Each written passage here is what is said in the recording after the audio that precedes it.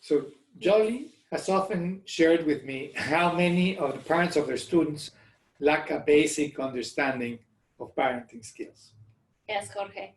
To the daily interaction with my students, I see the lack of parental competencies of the parent. What can I suggest parent to do in order to develop basic parental skills? Hi, Yuli. Hi, Jorge. Thank you for such a great question. How to help parents with their children. You know, your actions and interactions with the children, you're a role model for the parent. And so with that in mind, you know, your actions create a role model, and that role model that you offer to the parent through your work with the child is builds trust, builds a net of safety for the parent to show you who they are. And that happens on a daily basis, and it takes time to build a relationship with the parent to be able to come to you and show you who they are, what they need. Without the trust and without the safety, they're not able to do that. And that's just a natural process of humanness, that our honesty in our needs comes when I have trust in a relationship. So, so as you work with the children, how do you engage with the parent? How much time do they get to be in the classroom? Where is the, you know, my gosh, there's no classroom now, there's online classroom. So it's a whole new ballgame, isn't it? To be able to demonstrate and role model through a screen. So that's another whole challenge. But the basic approach is through your role modeling, how you use language. Because let's see, how can I say? So parents don't know what they don't know. And they don't even know what questions to ask, therefore. And if they have questions, sometimes they feel inadequate. They feel insecure. They are defensive if we come to them with something that we think needs to change. And so that's why the net of trust and safety is so important. So they can show you who they are and ask you what they know in their heart they already need to ask, but need space to be able to share with you. So we have a glossary. Chuck's going to talk to you about it and share with you some approaches to language that can help build that trust and safety net with parents.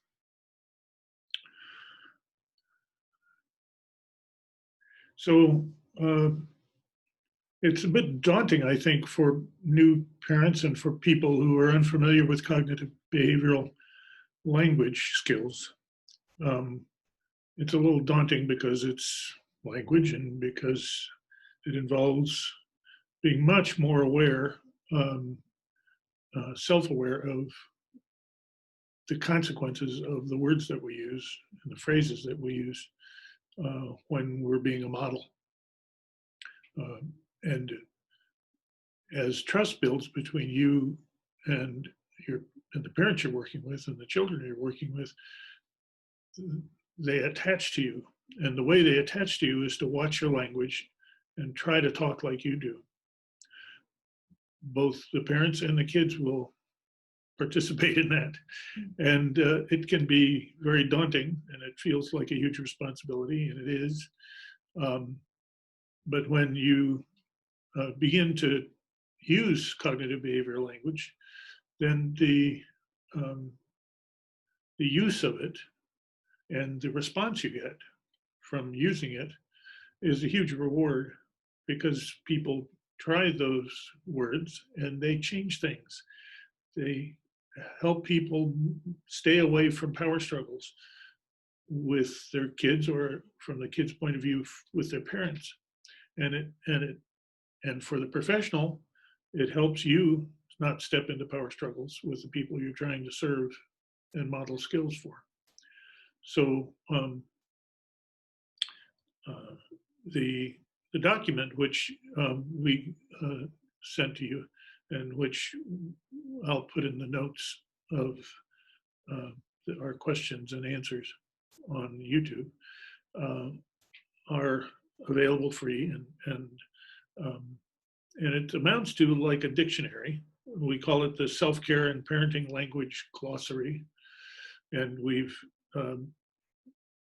pirated from the great dictionaries, and both from online and the great big thick books that we've all used, older people have used, and we went through it page by page and took any word that had anything to do with feelings or power struggles, or anything that caught our eye that needs a definition that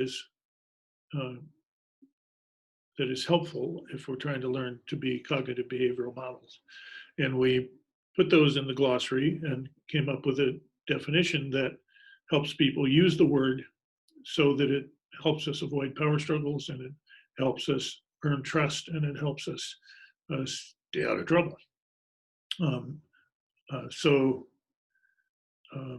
things like, if we choose to use popular language like you have to, you need to, you had better, you have to, I should have, I could have, they could have, they should have, we are probably also, if we make those mistakes, we're probably also unaware of unintended consequences when we use any word form that attempts to manipulate the feelings or actions of myself or other people, or to overcome anybody's free will. So if I am anxious and I am talking to someone in a way that I want them to have a particular response to me, then that's usually, I'm going to choose words that make a lot of mistakes. But if I am dedicated to using the words on the glossary that are all about helping us not make those popular language mistakes that create power struggles, if I'm using the ideas in the glossary, then I'm practicing doing better. And I still make a lot of mistakes about this. And I think the way I'm continue to improve it 40 years into this is that I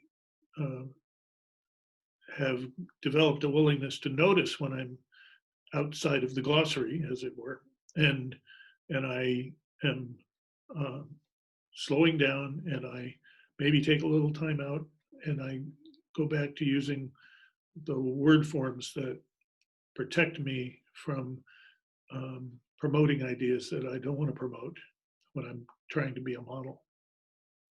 So reviewing the glossary, you'll get an idea of what we're attempting to help people with here, and you'll get an idea of how much work we did to try to help you. and we do that because it's helped us so much to be aware of this and to use the skills. And it's helped hundreds and hundreds of parents and children, and even couples without kids. It's helped people learn how to be in relationship, which is a very scary and risky thing. It's helped people use language that helps them stay calm and helps them stay out of power struggles and helps them work with boundaries instead of work with manipulation. The process and purpose, as we come to a close here of the glossary, is to help as we get in touch with ourselves and how we use, sometimes we even call it boundary language, but how we use non-threatening, non-judgmental, non-coercive language with parents helps support them to not feel judged and helps build, as I was saying earlier, that trust and that safety net for them to actually show us and tell us and be open to sharing interactively between themselves, the child, and you as a triad to work together for the child. So Team building. yeah, okay. Thank you. Thank you.